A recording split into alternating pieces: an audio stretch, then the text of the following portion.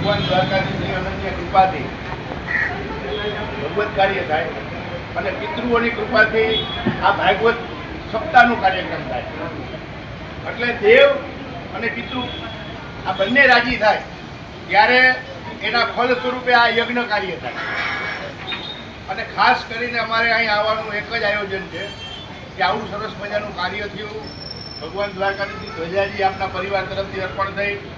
ભગવાન દ્વારકાધીશના પ્રિય બ્રાહ્મણોનું ભોજન થયું અને ખાસ યુવાન આપણી જ્ઞાતિનો આ ઉત્સાહી કથાકાર કે એને પ્રોત્સાહન મળે અને વધુમાં વધુ જ્ઞાતિજનો આના મુખેથી કથા શ્રવણ કરે એવી સદભાવનાથી અમે શાસ્ત્રીજીને પણ શુભેચ્છા પાઠવવા આવ્યા છે અને આશીર્વાદ દેવા આવ્યા છીએ.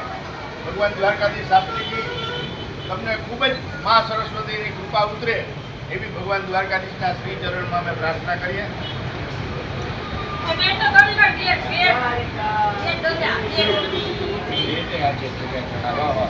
બેટ દ્વારકાની અંદર પણ આજે ધજા કરી બહુ સરસ આ દેવ કાર્ય આપ કરી રહ્યા છો અને ખરેખર સમગ્ર તમે 5 પરિવાર એ ધન્યવાદને પાત્ર છો કે આવું સરસ અધિક મહિનાની અંદર આ અધિક પુણ્ય એટલે કે આજનું જે પુણ્ય છે એ સહસ્ત્ર ગણું પુણ્ય છે.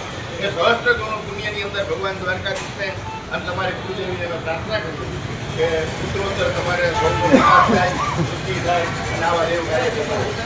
ઓમ વિશ્વાની દેવા સરિતા દુરિતા નિપરા શુભ જગભદ્રં તન્ન આશુવ સૌભાગ્ય આરોગ્ય સંપદા શત્રુહાનિ પરો મોક્ષ ઉયતે સાન્નિપિંજને શ્રી દ્વારકાધીશ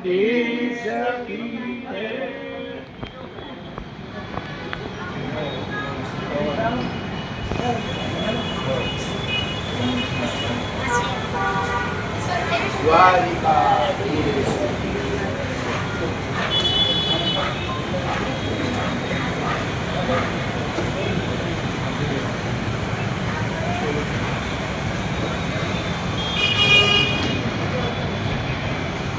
બોલ દ્વારિકાધીશ.